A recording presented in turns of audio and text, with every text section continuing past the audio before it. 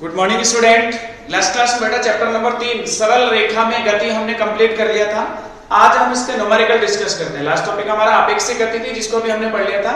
उससे संबंधित एक न्यूमेरिकल और बाकी जो हमने गति की समीकरणें पढ़ी है उससे संबंधित जो भी अपने न्यूमेरिकल बन रहे हैं उनको अपन डिस्कस कर लेते हैं आज। ठीक है, तो 3-4-5 जो भी न्यूमेरिकल अपन से सॉल्व होंगे वो आज डिस्कस करते हैं। अपन पहला क्वेश्चन लेते हैं, सिंपल सा। दो समांतर रेल पटरियां, क्वेश्चन देखो इजी। दो समांतर रेल पटरियां किताब का क्वेश्चन है। दो समांतर रेल पटरियां उत्तर दक्षिण दिशा में हैं। उत्तर दक्षिण दिशा में है। उत्तर दक्षिण दिशा में है। ठीक है ना, पटरियां जो है वो उत्तर दक्षिण दिशा में है। एक रेलगाड़ी एक रेल ए उत्तर दिशा में 54 किलोमीटर प्रति हाथ 54 किलोमीटर प्रति घंटे के वेग से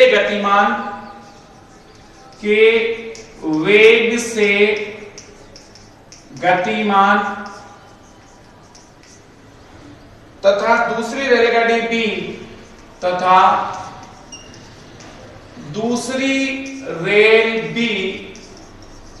दूसरी रेल बी दक्षिण दिशा में 90 किलोमीटर प्रति घंटे दक्षिण दिशा में 90 किलोमीटर प्रति घंटे की चाल से चल रही है।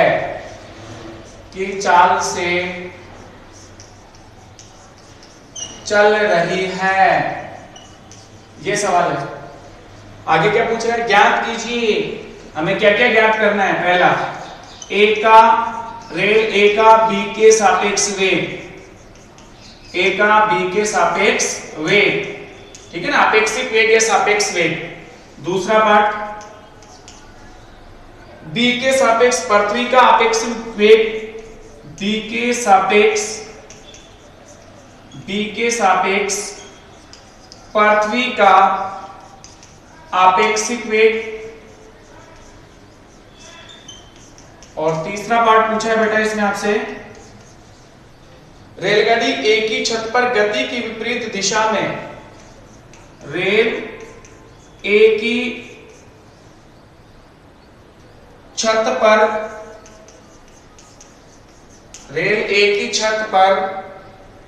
गति की विपरीत दिशा में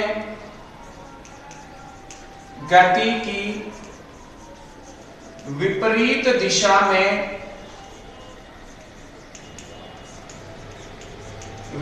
दिशा में 18 किलोमीटर प्रति घंटे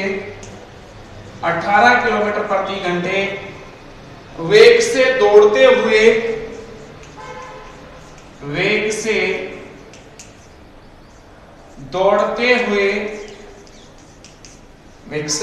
हुए उस बंदर के वेग की गणना कीजिए। उस बंदर के वेग की गणना कीजिए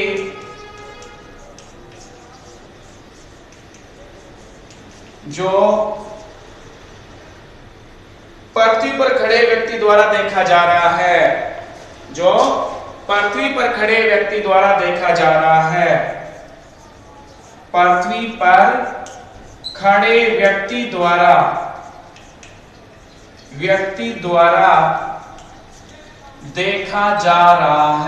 3 सवाल है इसमें, ठीक है ना। थोड़ा सवाल बड़ा है, आंसर छोटा है। अपने पास क्वेश्चन है कि दो समांतर रेल पटरियां उत्तर दक्षिण दिशा में। मैं ऐसे मान लूं कि इधर उत्तर दक्षिण दिशा है और दूसरी जो है वो इधर दक्षिण दिशा है। इधर अपन ऐसे मान लेते हैं, इधर नॉर्थ है, इधर साउथ है। दो रेल पटरियां उत्तर दक्षिण दिशा में। एक रेलगाड़ी एक उत्तर दिशा में मतलब इस दिशा में गतिशील है। रेलगाड़ी VA का जो वेग है, रेलगाड़ी A का जो वेग है वो इस दिशा में है और VA आपको दिया हुआ बेटा VA का मान दे रखा है 54 किलोमीटर प्रति घंटा। सबसे पहला काम करना होगा इसको मीटर प्रति सेकंड में बदलना। तो VA आपका हो गया बेटा 54 किलोमीटर, किलोमीटर में मीटर 1000 और घंटे में सेकंड 60 इंटू 60, 60 मिनट, 1 मिनट में 60 सेकंड। इसको हल कर लो, 2 जीरो से 2 जीरो काट दो, 6 9 54, फिर 3 से काट लो, 3 दूनी 6, 3 तिया 9, फिर 2 से ये 10 काट लो, 30/2 15 मीटर प्रति सेकंड। ये ए का वेग आ गया, ट्रेन ए का वेग उत्तर दिशा में 15 मीटर प्रति सेकंड, मतलब ट्रेन ए उत्तर दिशा में 15 मीटर प्रति सेकंड के वेग से गतिशील है। दूसरी ट्रेन तथा दूसरी रेल बी दक्षिण दिशा में, इस दिशा में कितने वेग से VB, जिसका मान आपको दिया हुआ है, VB का मान 90 किलोमीटर प्रति घंटा, 90 किलोमीटर प्रति आवर। तो अब आपको इसको किसमें बदलना है, मीटर प्रति सेकंड में। तो VB का मान देखो बेटा, VB बराबर 90 गुणा 1000 बटा 1 घंटे में सेकंड, 60 इंटू 60, फिर से 2 जीरो कट गए, 6 से इसको काट लो डायरेक्ट, 15 6 की 90, 15 से ये कट गया, 150/6, 6 गुणी 12, 6 पंजो 30, 25 मीटर प्रति सेकंड, 25 की 150 हो गया ना। तो VB दूसरी ट्रेन का जो वेग है, दूसरी जो रेल है उसका वेग है 25 मीटर प्रति सेकंड, वो इस दिशा में गतिशील है, दक्षिण दिशा में। पहला सवाल आपसे पूछा है A का B के सापेक्ष वेग, पहला सवाल आपसे क्या पूछा है, फर्स्ट A का B के सापेक्ष वेग अर्थात VAB, जिसका सूत्र होगा बेटा VA माइनस VB, जिसका सूत्र क्या होगा VA माइनस VB। अब सबसे इंपॉर्टेंट देखो, एक इस दिशा में, दूसरा इस दिशा में, दिशा विपरीत है, या तो आप दोनों को उत्तर में ही मान लो या फिर दोनों में दक्षिण में मान लो। जैसे VA आपने उत्तर दिशा में ले रखा है, ये इधर प्लस किया हुआ आपने 15 मीटर प्रति सेकंड, तो VB का वेग जो है वो दक्षिण दिशा में 25 मीटर प्रति सेकंड है, तो इस दिशा में कितना होगा, उत्तर दिशा में। अगर मैं इसको उत्तर दिशा में वेग की बात करूं तो उसका विपरीत होगा -25 मीटर प्रति सेकंड, अर्थात उत्तर दिशा में VB का मान होगा आपके पास -25 मीटर प्रति सेकंड। उत्तर दिशा में VB आपका कितना हो जाएगा, -25 मीटर प्रति सेकंड। ये दक्षिण दिशा में वेग है, तो अगर मैं आपसे उत्तर में पूछूं, जस्ट विपरीत कर दूं दिशा, तो वेग का चिन्ह बदल जाएगा, -25 मीटर प्रति सेकंड आ जाएगा। अब ध्यान से देखो, मान रख लो VAB, A का B के सापेक्ष वेग, क्योंकि A कौन सी दिशा में गतिशील है तो दूसरा वेग भी उसी दिशा में होना चाहिए, ठीक है ना। तो हमने इसकी दिशा बदल दी ऐसे, VA का मान है 15, बीच में माइनस और -25, कितना हो गया 15 माइनस माइनस गुणा होके प्लस 25, 15 प्लस 25 40 मीटर प्रति सेकंड। AB आपका आ गया 40 मीटर प्रति सेकंड, A का B के सापेक्ष वेग आ गया 40 मीटर प्रति सेकंड। ये आपका सही उत्तर है, पहला पार्ट हो गया। A का B के सापेक्ष वेग कितना होगा 40 मीटर प्रति सेकंड।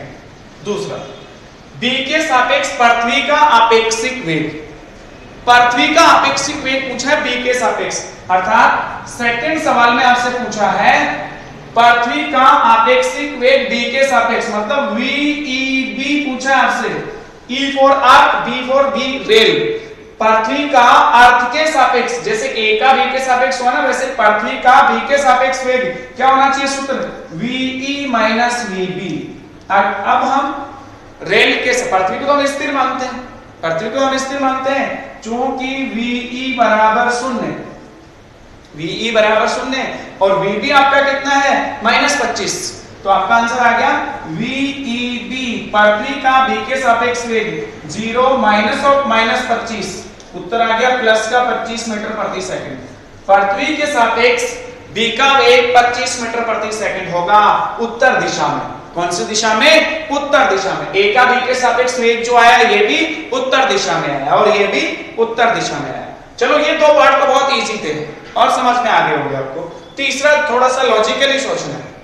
तीसरे पार्ट में क्या कह रहा है, रेल A की छत पर, जो ट्रेन उत्तर दिशा में गतिशील है उसकी छत पर गति की विपरीत दिशा में, ट्रेन तो उत्तर दिशा में गतिशील है और जो बंदर उसके ऊपर बैठा हुआ है वो गति की विपरीत दिशा में, मतलब दक्षिण की तरफ दौड़ रहा है। कितने वेग से, 18 किलोमीटर प्रति घंटे के वेग से दौड़ते हुए उस बंदर के वेग की गणना कीजिए। छत की एक ही छत पर गति की विपरीत दिशा में 18 किलोमीटर प्रति घंटे के वेग से दौड़ते हुए उस बंदर के वेग की गणना कीजिए जो पृथ्वी पर खड़े व्यक्ति द्वारा देखा जा रहा है। थोड़ा सा लॉजिकली सोचना है, थोड़ा सा कॉन्सेप्चुअली सोचना है इसमें। देखो ये तो आपको अच्छे से क्लियर हो गए दोनों पार्ट, मैं यहां से मिटा देता हूं।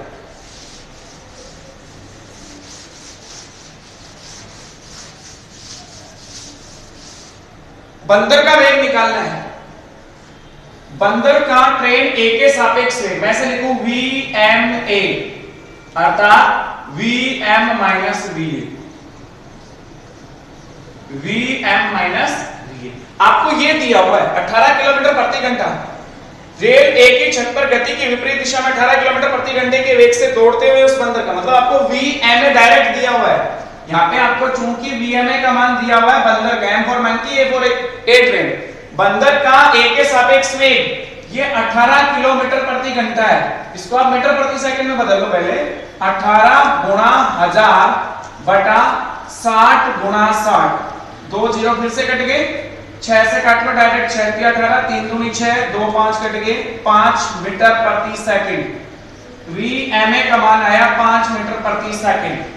बंदर का ए के सापेक्ष वेग 5 मीटर प्रति सेकंड सवाल में दिया हुआ है। अब आपसे क्वेश्चन पूछा है दौड़ते हुए उस बंदर के वेग की गणना कीजिए जो पृथ्वी पर खड़े व्यक्ति द्वारा देखा जा रहा है। आपका बंदर कौन सी दिशा में दौड़ रहा है, सोच के देखो, दक्षिण दिशा में, जबकि ट्रेन कौन सी दिशा में चल रही है, va आपका कौन सी दिशा में, उत्तर दिशा में। तो इस स्थिति में देखो vma का मान तो आपका 5, vm आपको ज्ञात करना है, माइनस va का मान 15 मीटर प्रति सेकंड, उत्तर दिशा में, बंदर कौन सी दिशा में दौड़ रहा है, दक्षिण दिशा में, ठीक है ना। तो बंदर का जो दौड़ रहा है वो दक्षिण दिशा में, गति के विपरीत दिशा में, तो ये मान हो जाएगा आपका माइनस का 15। अब आपका उत्तर आ गया 5 बराबर vm minus minus plus, plus का 15, प्लस का 15 इधर लेके आओगे तो vm बंदर का अपेक्षित वेग आ जाएगा माइनस का 10 मीटर प्रति सेकंड, माइनस का 10 मीटर प्रति सेकंड, जो पृथ्वी पर खड़े व्यक्ति द्वारा देखा जा रहा है। तो पृथ्वी पर खड़े व्यक्ति द्वारा देखने पर बंदर का जो वेग होगा वो माइनस 10 मीटर प्रति सेकंड, उसको ऐसा लगेगा कि वो दक्षिण उत्तर दिशा में जा रहा है। माइनस आने का मतलब क्या हुआ, उत्तर दिशा में वेग, ठीक है। आपको फिर भी ऐसा ही लगेगा पृथ्वी पर खड़े व्यक्ति द्वारा, क्योंकि ट्रेन का वेग ज्यादा है, तो वो अगर पीछे भी दौड़ रहा होगा ना तो आपको ऐसा लगेगा कि वो ट्रेन के साथ आगे जा रहा है, ट्रेन के साथ आगे जा रहा है। माइनस आने का मतलब ये होगा। सवाल बहुत पसंद था, इजी था, समझ में आ गया होगा। अब देखो एक दो सवाल और करते हैं, इजी इजी छोटे छोटे सवाल है। इस बार मैं सवाल नहीं लिखूंगा, सवाल सुनना, खुद लिखना, मैं सॉल्यूशन बताता हूं फिर।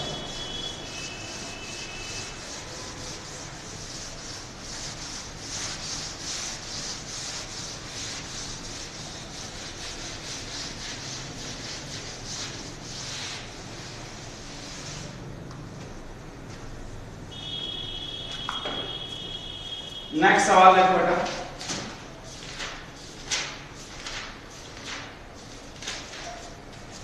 अगला सवाल, ऊर्ध्वाधर दिशा में गतिशील, नेक्स्ट क्वेश्चन। इस बार सवाल नहीं लिखेंगे, क्वेश्चन का सॉल्यूशन देखो।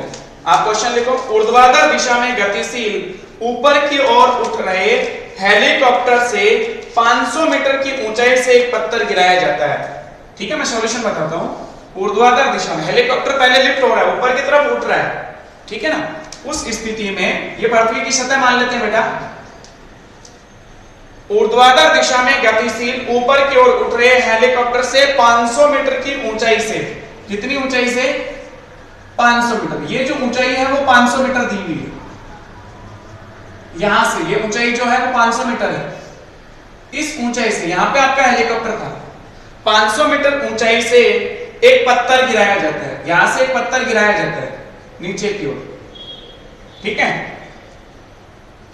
6 सेकंड के बाद पृथ्वी पर पहुंचता है। ये पत्थर यहां से यहां तक पहुंचने में कितना समय ले रहा है, t बराबर 6 सेकंड। सवाल समझ में आया। ऊर्ध्वाधर दिशा में गतिशील ऊपर की ओर उठ रहे हेलीकॉप्टर से 500 मीटर की ऊंचाई से एक पत्थर गिराया जाता है जो 6 सेकंड के बाद पृथ्वी पर पहुंचता है। नीचे पहुंचने में कितना समय लिया, 6 सेकंड। पत्थर का गिराते समय हेलीकॉप्टर का वेग क्या होगा। पत्थर को गिराते समय जब पत्थर आपने यहां से छोड़ा उस समय हेलीकॉप्टर का वेग क्या होगा। भाई हेलीकॉप्टर ऊपर की तरफ लिफ्ट कर रहा है, मान लो वो v वेग से गतिशील है ऊपर की ओर, हेलीकॉप्टर ऊपर की ओर कितने वेग से गतिशील है, v वेग से ऊपर की तरफ लिफ्ट कर रहा है। तो जब आपने गिराया पत्थर, उस समय पत्थर को गिराते समय हेलीकॉप्टर का वेग क्या होगा, यह सवाल है। और कितनी ऊंचाई से गिरा रहे हैं, 500 मीटर की ऊंचाई से, और पत्थर यहां से यहां तक पहुंचने में कितना समय ले रहा है, यहां से यहां तक पहुंचने में समय ले रहा है 6 सेकंड। तो जो पत्थर को गिराने वाला जो वेग था, ध्यान से सुनो, जिस क्षण पे अपन पत्थर को गिराएंगे उस समय हेलीकॉप्टर का वेग पत्थर के पृथ्वी तक किस वेग से पहुंच रहा है उस वेग के बराबर होगा। ये लॉजिक आपको ध्यान में रखना है कि अगर किसी गतिशील वस्तु द्वारा कोई चीज गिराई जाती है ऊपर से नीचे, तो पृथ्वी पर वो कितनी स्पीड से पहुंच रही है, उस वेग का मान और उस वस्तु के गिराते समय ऊपर गतिशील जो वेग है उसके बराबर होगा। कि कितने वेग से ऊपर की तरफ गतिशील है वो वाला वेग और वस्तु के पृथ्वी तक पहुंचने वाला वेग बराबर होगा। मुझे v ज्ञात करना है, मुझे क्या ज्ञात करना है, v ज्ञात करना है। कौन सी समीकरण लगानी चाहिए गति की, और ये 6 सेकंड में यहां तक पहुंचता है, 6 सेकंड में यहां तक पहुंचता है। तो मुझे वो प्रारंभिक वेग जिस समय छोड़ा है वो वेग ज्ञात कर लेते हैं। मान लो वो u है, सॉरी ये उल्टा बोला मैंने, जिस क्षण पे आपने गिराया उस क्षण का वेग u है, और जो वेग होगा पत्थर का वेग वही उस हेलीकॉप्टर का वेग होगा, वो u ज्ञात करना। सॉरी ये वाला उल्टा बोल दिया मैंने, यहाँ पे v जो था ना वो उल्टा बोला है। ये अगला क्वेश्चन में है, जिस क्षण पे आपने गिराया समय उसका वेग u था, और वो वेग ही उस हेलीकॉप्टर का वेग होगा जिस क्षण पे आपने पत्थर छोड़ा है। तो गति की दूसरी समीकरण से आपने पढ़ा x2 माइनस x1 बराबर ut plus half at square, half at square. देखो x2 अंतिम बिंदु की स्थिति यहाँ पे, x1 यहाँ पे, मैं पूछूं x2 का मान कितना है, 0। मैं पूछूं x1 का मान कितना है, x1 ऊपर की ओर तो 500 है, बट अपन तो ऊपर से नीचे की तरफ ले रहे हैं, तो माइनस का 500, माइनस ऑफ माइनस 500 बराबर u मुझे ज्ञात करना है, t का मान 6 सेकंड प्लस हाफ, a का मान आपको पता है जब स्वतंत्रता पूर्वक किसी वस्तु को गिराते तो g हो जाता है 10 इंटू टी स्क्वायर मतलब 6 का स्क्वायर। और अब इसको हल करके आपको ज्ञात करना है u का मान। ध्यान से देखो, ये माइनस में माइनस क्या हो गया, प्लस का 500 बराबर 6u, इसको काट लो यहां से, 6 6 36 180 हो जाएगा। ये 6 6 36 में 2 का डिवाइड किया 18 इंटू 10 180, 180 को इधर लाओ, 6u बराबर 500 माइनस 180, 6u बराबर 500 में से 180 माइनस कर लो, 500 में से 200 माइनस कर लो, 300 320 हो गया क्या, 320, ठीक है। u बराबर 320 बटा 6, 6 पंजो 30, 2 6 3 18, 53.33 मीटर प्रति सेकंड। उस समय हेलीकॉप्टर का वेग कितना रहा होगा जिस क्षण पे आपने पत्थर छोड़ा है, जिस क्षण पे हेलीकॉप्टर से आपने पत्थर छोड़ा है उसका प्रारंभिक वेग और हेलीकॉप्टर का वेग समान होगा, और उसका मान होगा 53.33 मीटर प्रति सेकंड। ठीक है ना। तो ये कॉन्सेप्ट आपको याद रखना है कि जिस क्षण पे आपने पत्थर छोड़ा है उस क्षण पे पत्थर का प्रारंभिक वेग और हेलीकॉप्टर का वेग एक समान रहा होगा। ठीक है, और उसका मान आ गया 53.33 मीटर प्रति सेकंड। ठीक है, इस तरह से अपन ज्ञान कर लेते हैं। अगला सवाल देखो, इजी,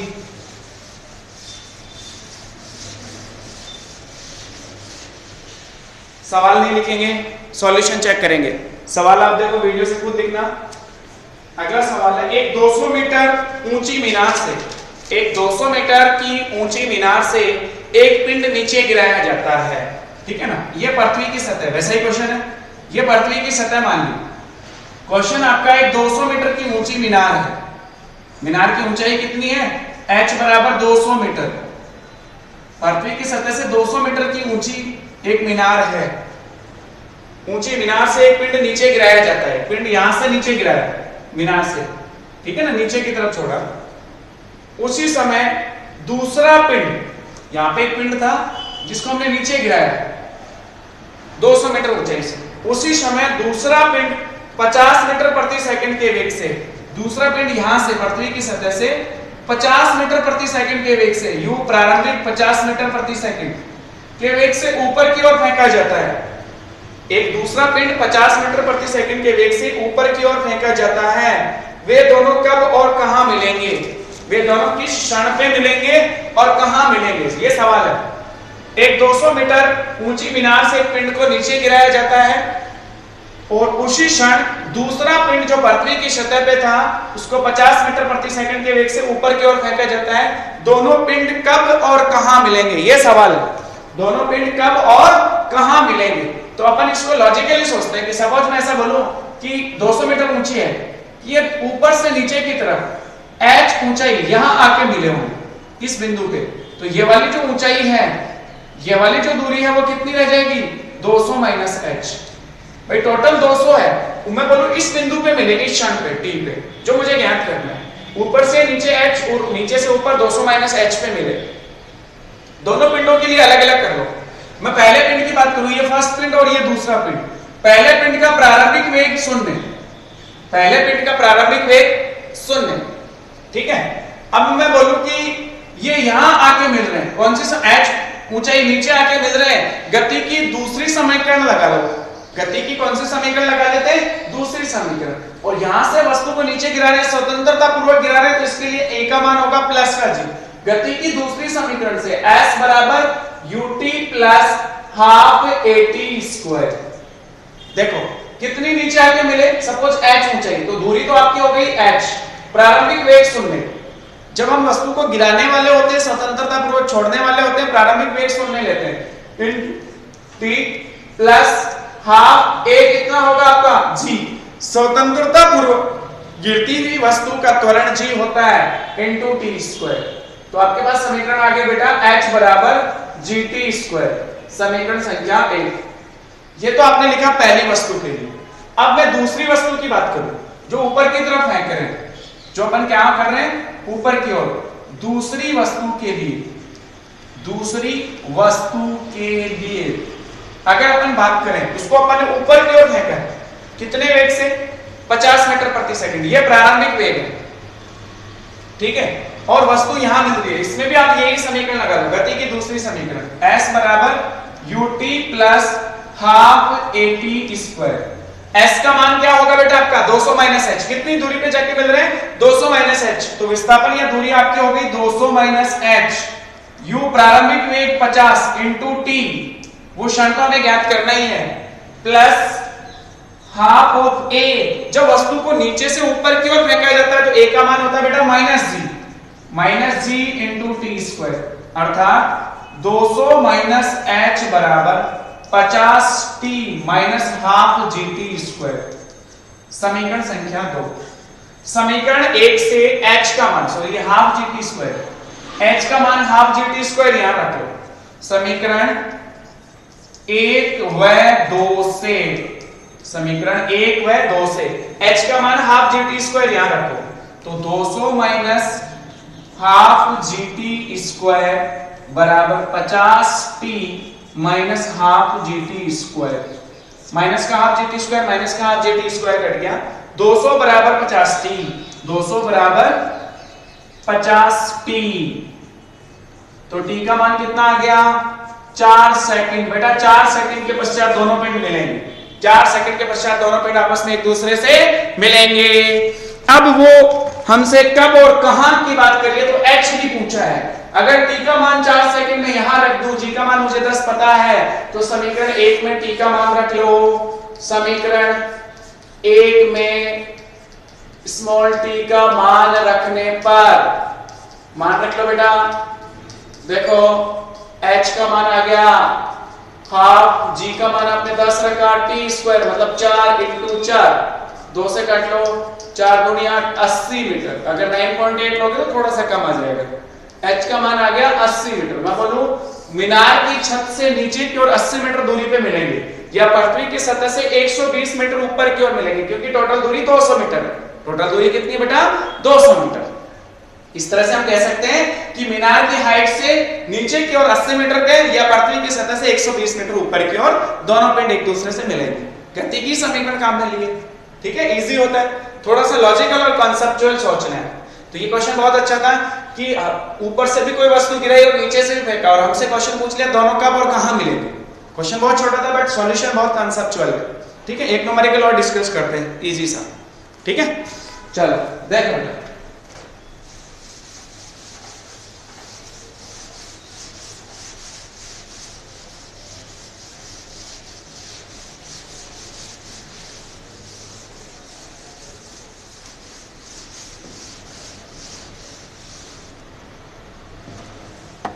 एक और न्यूमेरिकल डिस्कस करते हैं।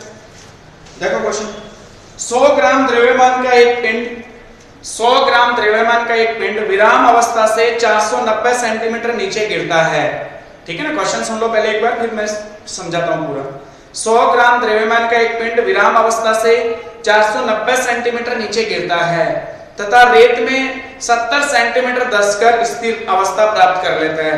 रेत द्वारा पिंड पर लगाया गया त्वरण ज्ञात कीजिए। देखो बहुत अच्छा सवाल है, मतलब पृथ्वी की सतह जो है ना वहां पे रेत है, ये सतह जो है ना वो हार्ड नहीं है, यहाँ पे रेत है, और हम कितनी ऊंचाई से 490 सेंटीमीटर, ये 490 सेंटीमीटर ऊंचाई से, h बराबर 490 सेंटीमीटर ऊंचाई से यहां से एक वस्तु को नीचे गिराया जाता है, और वो पृथ्वी की जो सतह है वहां पे रेत में धंसकर नीचे जाती है 70 मीटर, मैं इसको h डैश मान लूं, और फिर जाके विराम अवस्था प्राप्त कर लेती है। यहाँ पे अंतिम वेग उसका शून्य हो जाता है। तो ये जो रेत है नीचे, उसने इसके विपरीत दिशा में कितना त्वरण लगाया होगा वो मुझे ज्ञात करना है, उस त्वरण का मान ज्ञात करना है, ये सवाल है। ठीक है ना, सवाल आपको समझ में आ गया होगा कि 490 सेंटीमीटर ऊंचाई से एक वस्तु को नीचे गिराया जाता है। 490 सेंटीमीटर ऊंचाई से 100 ग्राम द्रव्यमान की वस्तु को नीचे गिराया जाता है, जो रेत में धंसकर 70 सेंटीमीटर, रेत में 70 सेंटीमीटर धंसकर विराम अवस्था प्राप्त कर लेती है। तो रेत द्वारा उस वस्तु पर लगाया गया मंथन, त्वरण नहीं होगा वो, मंथन ज्ञात करना है। ठीक है ना, कि उसने विपरीत दिशा में कितना त्वरण लगाया जिसकी वजह से वो रुक गई। अगर मंथन नहीं होगा रेत द्वारा तो वो चलती रहेगी वस्तु। ठीक है ना, अब सुनो, पहले हम ये ज्ञात करते हैं कि भाई वस्तु को आपने यहां से छोड़ा, स्वतंत्रता पूर्वक छोड़ा, प्रारंभिक वेग शून्य, प्रारंभिक वेग क्या होगा, और स्वतंत्रता पूर्वक छोड़ते हैं तो त्वरण का मान प्लस जी मीटर प्रति सेकंड स्क्वायर, यह भी हमें पता चल गया, ए का मान प्लस जी मीटर प्रति सेकंड स्क्वायर नीचे की तरफ होगा। अब मैं आपसे पूछूं कि वस्तु पृथ्वी की सतह पे कितने वेग से पहुंची, मान लो v वेग से, जो मुझे ज्ञात करना है। पहली स्थिति में मुझे v ज्ञात करना है, बीच की दूरी पता है, विस्थापन पता है, प्रारंभिक वेग, अंतिम वेग, त्वरण सब पता है। गति की तीसरी समीकरण से, गति की तीसरी समीकरण से देखो, तीसरी समीकरण क्या कहती है बेटा, तीसरी समीकरण से v स्क्वायर बराबर u स्क्वायर प्लस 2as, मुझे एक्चुअल में v तो ज्ञात करना है अंतिम वेग, तो v स्क्वायर बराबर u प्रारंभिक वेग शून्य प्लस 2a का मान स्वतंत्रता पूर्वक गिरती हुई वस्तु के लिए 10 या 9.8, और s कितना हो गया बेटा 490 सेंटीमीटर से ही तो गिराना है, तो s का मान हो गया 490, तो v स्क्वायर बराबर, या एक काम करो ना, 490 सेंटीमीटर है ना, इसको भी एक काम करो, g का मान जो है CGS पद्धति में ले लो, स्मॉल g 9.8 मीटर प्रति सेकंड स्क्वायर, और देखो आपने इसका मान CGS पद्धति में भी ज्ञात किया, सेंटीमीटर में बदल लो, 980 सेंटीमीटर प्रति सेकंड स्क्वायर। तो एक काम करो, जो g है उसका मान ले लो 980, तो v स्क्वायर 2 इंटू 490 980 होता है, 980 इंटू 980 980 का स्क्वायर। CGS पद्धति में कर लेते हैं सवाल, ठीक है ना, ज्यादा इजी रहेगा, कैलकुलेशन कम करनी पड़ेगी। तो v स्क्वायर, v बराबर आ गया 980 सेंटीमीटर प्रति सेकंड अंतिम वेग। अब यहां का वेग पता चल गया कि पृथ्वी की सतह पर यह वस्तु जो है ना कितने वेग से पहुंचेगी, 980 सेंटीमीटर प्रति सेकंड के वेग से, ठीक है, या 9.8 मीटर प्रति सेकंड के वेग से, इसको मीटर में भी बदल सकते हैं। अब यहां से फिर वो 70 सेंटीमीटर नीचे जा रही है, तो ये तो v जो है वो तो हो गया उसका प्रारंभिक वेग, और जब वो 70 सेंटीमीटर नीचे जाके रुक जाएगी तो उसका अंतिम वेग v डैश जो होगा वो शून्य होगा। अंतिम वेग क्या होना चाहिए, शून्य, और ये जो v है वो मेरा क्या बन जाएगा, u डैश प्रारंभिक वेग, ये मेरा क्या हो जाएगा प्रारंभिक वेग, जो v के इक्वल होगा, अंतिम वेग क्या होगा शून्य। फिर से गति की तीसरी समीकरण लगा लो, क्योंकि इसमें भी विस्थापन दिया हुआ है, फिर से गति की तीसरी समीकरण लगाएंगे तो समीकरण बनेगी बेटा v dash square equals to u dash square plus 2as, v dash शून्य, अंतिम स्थिति में वस्तु रुक जाएगी ना यहाँ जाके, तो वेग शून्य हो गया, u डैश प्रारंभिक वेग ये होगा जो पृथ्वी की सतह तक किस वेग से पहुंच रही है, वो अब मिट्टी में धंसने वाला प्रारंभिक वेग हो गया, तो v आपका जो है वो u डैश हो गया इस स्थिति में। u डैश का मान कितना बेटा 980, तो 980 का स्क्वायर प्लस 2a, a इसमें विपरीत दिशा में होगा, मंदन होगा तो क्या लिखा जाएगा उसको माइनस a इंटू s का मान कितना है बेटा 70, विस्थापन आपका 70 ही है, नीचे जा रही है 70 सेंटीमीटर।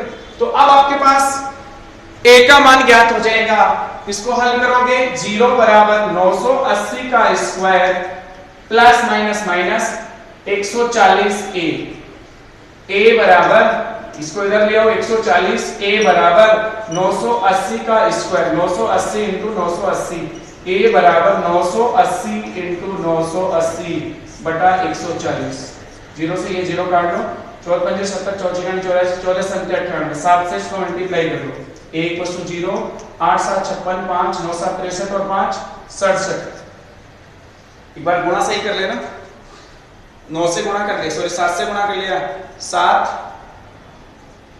9 8 7 56 5 9 7 63 और 5 63 और 5 68 होता है, 63 और 5 68 सेंटीमीटर प्रति सेकंड स्क्वायर, या मीटर में बदलूं तो 68.60 मीटर प्रति सेकंड स्क्वायर। ये मंथन होगा रेत में धंसने के बाद, उसमें जो मंथन होगा रेत द्वारा जो त्वरण लगाया जाएगा वो इतना होगा गति के विपरीत दिशा में। ठीक है, तो इस तरह से हमने इस चैप्टर के काफी क्वेश्चन डिस्कस कर लिए, बाकी क्वेश्चंस आप लोग सॉल्व करना, फिर कोई भी डाउट हो तो मुझे व्हाट्सएप करके पूछ लेना बेटा। Thank you.